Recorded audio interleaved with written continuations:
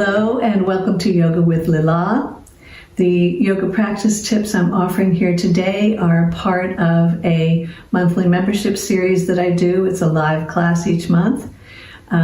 These tips are to help you balance your yoga practice and yourself during the fall season. So I hope you enjoy. There are some freebies in the show notes below. I'd love to have you stay in touch. Certainly subscribe to my channel and take a look at some of the other videos I offer. And I also offer a free live stream once a month. It's going to be on the fourth Thursday of the month, all through the fall of 2023. Have a beautiful practice, whatever you do, whatever your choices are, and thanks for being here. Namaste.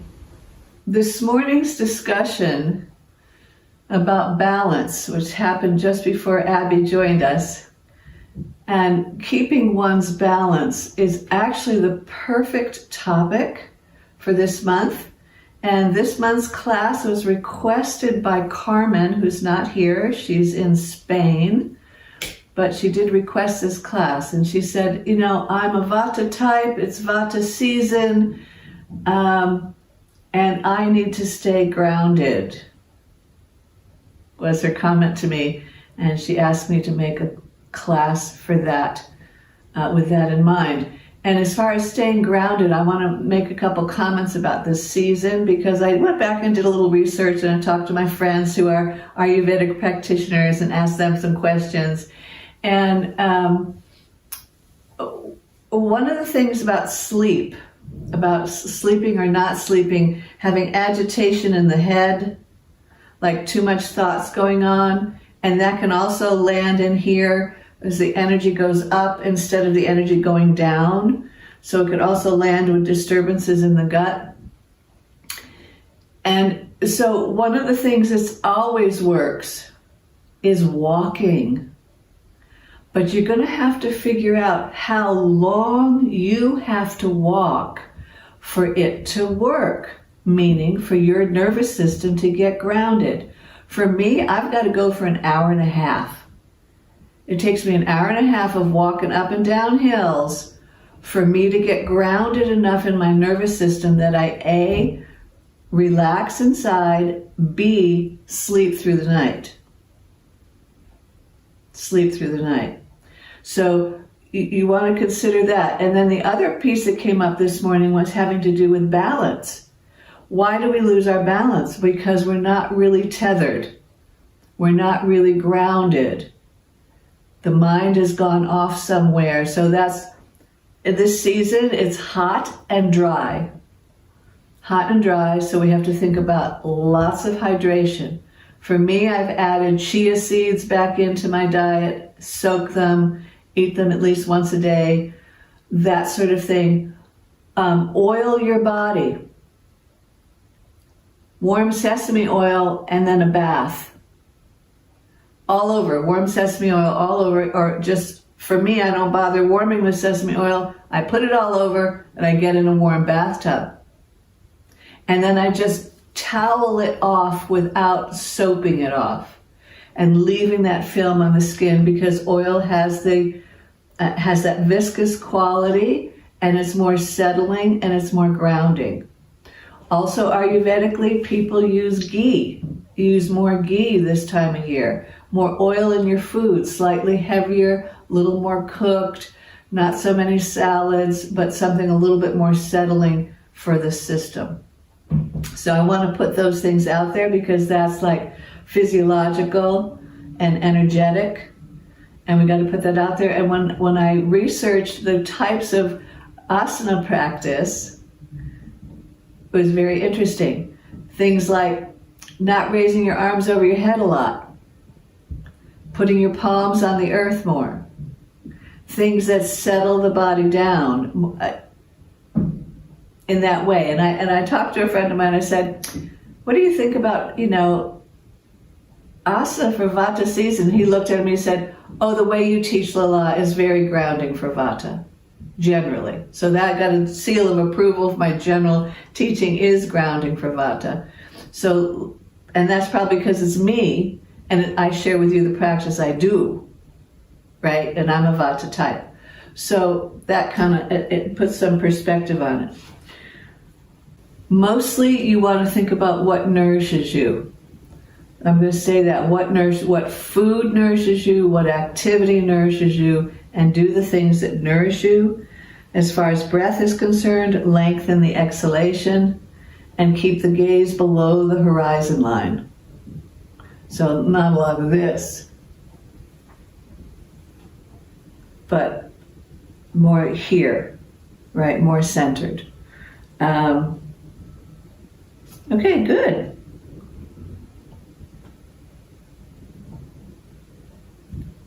So some of it is recognizing that we're in the new cycle of nature, that we're officially in the fall season, and it is a turning down, and the leaves are falling off the trees, that sort of thing, and just recognize that you have to go a little slower. We can go astrological and go, oh my God, there's 5 planets retrograde, including Mercury, until Thursday of this week. It's the end of the 3 weeks, Thursday of this week. We can go in that direction. But they all point to like slowing down. They all point to the same thing, slowing down, being more grounded, more nourishing, more settled, and looking to how you can create that in a greater environment that says, hurry up, go. In the greater environment that says, hurry up, go. And the last piece, the psychological piece, is is mental self-worth. Focus on self-worth. Focus on self-appreciation. I mean, we talk about appreciation a lot. We talk about appreciation as a basis for how we live. And we all live in a world where we have to revisit that again and again because it's not reinforced outside. We have to reinforce it inside. Yeah, so I just want to put that out there for self-worth. So give yourself some love and some attention. Watch out. So this is interesting. I pulled this up one of the websites. Watch out how you might chase status, money, or power. I have those impulses in me that still want to do that. I do. And so the spiritual aspect of it is go inside and know that everything you need is in you. And that comes back to the idea of a spiritual body. If we indeed trust that we have a spiritual body that is there prior to this physical body, and it has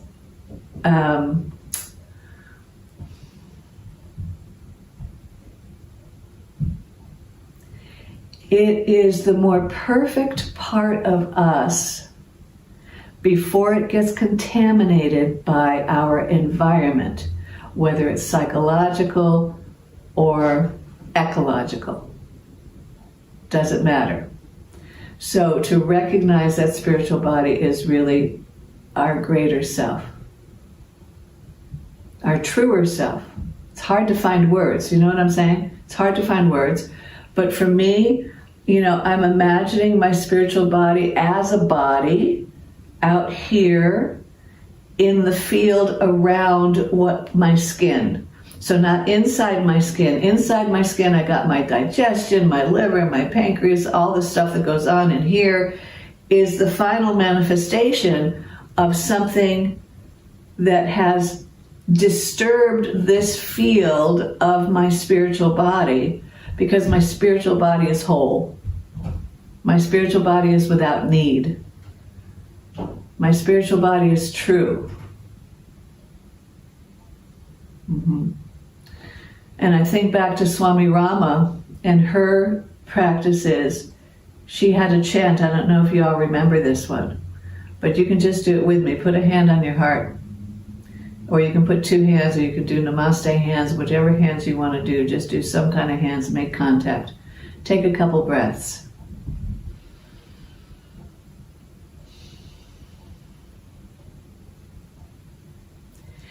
And as you breathe, do notice the expanse of the diaphragm.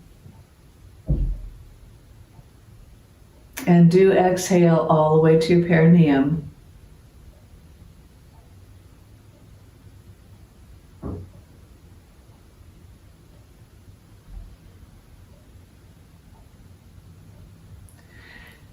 And then imagine as you inhale that you have this channel of light from above your head and you're breathing the light down into your belly.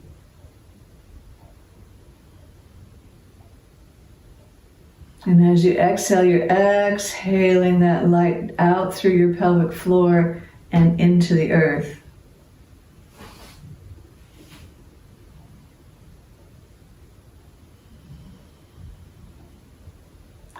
And then take your awareness even further back to the back of behind your eyes. Go behind your eyes.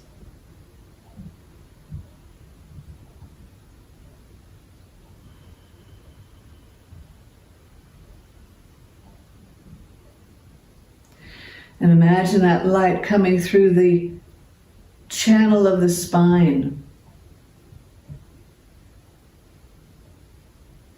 into the pelvis and exhaling it out through the pelvic floor.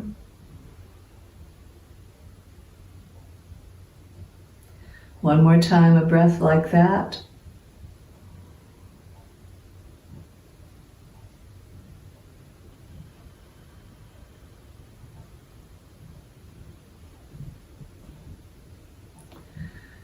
And the affirmation or prayer goes like this, and you can repeat it to yourself after me. I am created by divine light.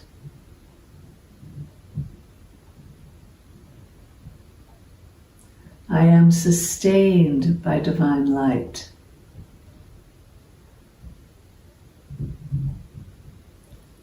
I am surrounded by divine light.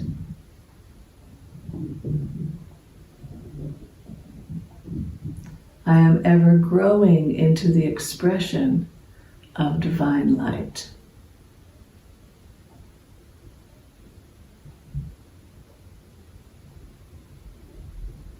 Let's say that one more time, the whole thing. And feel it in your body. I am created by divine light. I am sustained by divine light.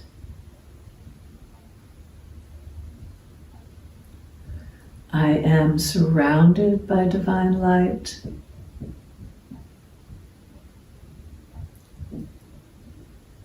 I am ever growing into the expression of divine light.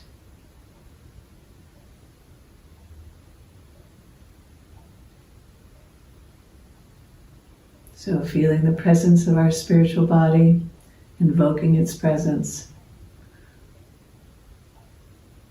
purifying, restoring. So be it. Namaste.